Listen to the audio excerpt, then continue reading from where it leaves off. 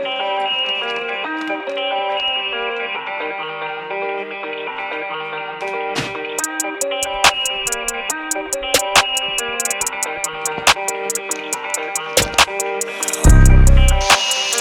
don't have the time, bro, I don't wear a watch. I'ma move regardless, just like the clock.